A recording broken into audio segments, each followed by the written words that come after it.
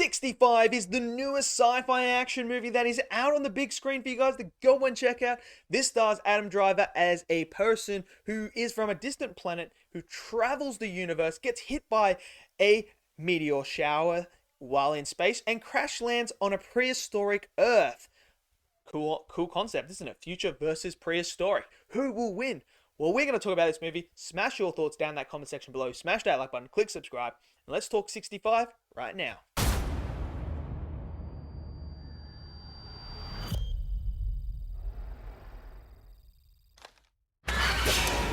Okay, so 65, the newest sci-fi movie that is out now. Look, this to me was one I had no idea about until I saw the trailer at the start of the year.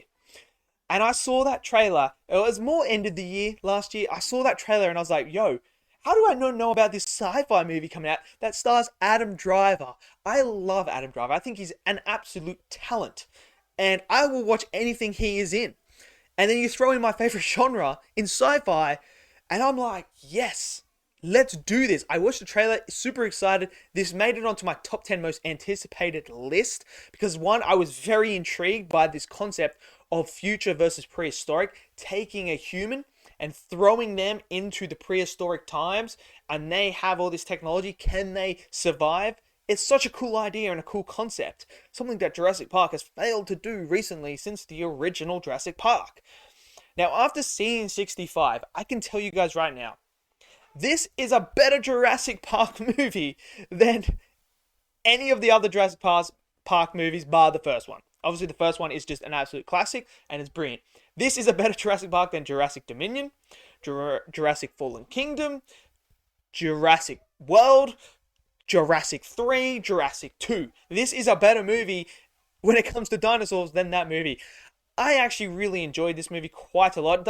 Is it perfect? No. There are problems. There is this particular scene where the little girl gets to a place where I'm kind of scratching my head like, how did she get there that quick? That didn't make sense.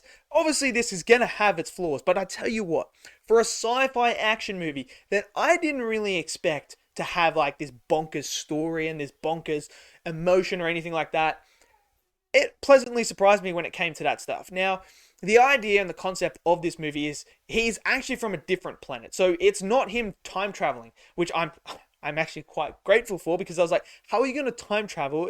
You're going to really mess with things when you do time travel. You have to be very delicate. Otherwise, you can just get a complete and utter mess when it comes to the movie and the story and everything.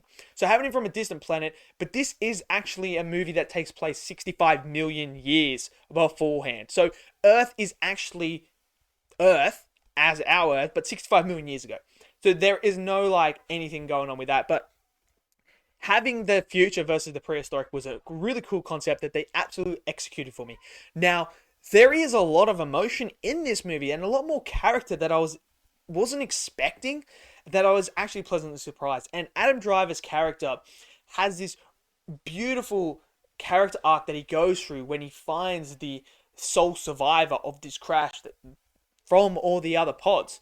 And he builds this connection with her, and it is all built upon that connection. And obviously, when you learn about Adam Driver's character, you understand why he has built this connection and why he feels like he has to protect her at all costs. And you can see that. And it's beautiful. And there's this really heartwarming moment throughout where you just see Adam Driver just world-class acting come through with that emotion. And you feel it hits you in the heart every time. And I thought that was something I wasn't expecting, but I loved. But what I really, truly loved about this film was that it felt like a sci-fi movie, but it actually threw in some of the horror elements. And that's something that I haven't seen, that I felt like Jurassic World failed to do, was to have those horror elements. Like, we're talking about prehistoric creatures that can eat humans for fun, that are just gigantic, that are scary, that have giant teeth. Like, give me something with a different concept with them. And this movie did that. There's so many scenes where I was on the edge of my seat. I'd be lying if I didn't say I was crapping myself. I felt the tension. I felt it. I was like, is it going to come out at any moment? There were so many of those moments where I was just sitting there, and there's like one where you see in the trailer with the breath. that whole sequence was, I was on the edge of my seat. So having those horror elements mixed in with the sci-fi genre and the action elements worked wonders for me.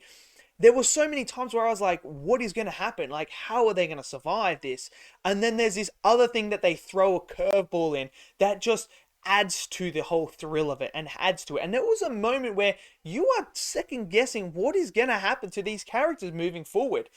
Now, some of the designs of the dinosaurs as well was absolutely fantastic. Like, they could have easily just gone, hey, so let's just get a T-Rex, let's get a raptor, let's get a Spinosaurus, let's get all these dinosaurs that everyone knows and loves, and let's chuck them in the movie and make them the antagonist, and they're going to come after him. They could have easily done that. Obviously, you're going to have T-Rex in here, so there are T-Rexes in here, which, I mean, he's a staple. You kind of got to have him when you have dinosaurs. But there's a lot of other dinosaurs in here that I feel like, wow, I haven't seen these on the big screen before. And I thought that was really, really cool concept and a cool idea to incorporate them into this movie. Instead of just going down the generic route and having these generic dinosaurs that we already know and love. Give me something different. And they did that. And what they also did really well is something Jurassic Park and Jurassic World never really did is they showcase the smaller dinosaurs as a threat as well. And we see a lot of the carnivore dinosaurs, the littler ones, actually become a major threat to our characters and our heroes. And I thought that's a great idea because in Jurassic World and Jurassic Park, obviously not the first one, but the other two, they never really showcased these little carnivorous dinosaurs coming around and killing people.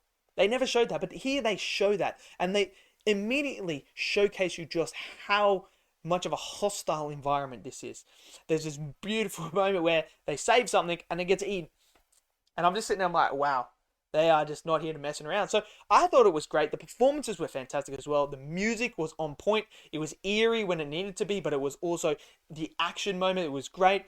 I thought the design of the technology to make me believe that they're from a different planet and still in the past, technically, in a way, actually worked because I believed all that technology and it was something different and unique. Like the technology that he has is something that we haven't seen and that I really enjoyed as well. The visual effects were absolutely stunning. They were brilliant. There's this beautiful moment of a meteor shower and it is just gorgeous. It's absolutely gorgeous. I thought all of it, the dinosaurs, everything looked fantastic. There are great moments. You're on the edge of your seat. I really enjoyed this sci-fi movie. Is it going to be the best movie of the year? Probably not.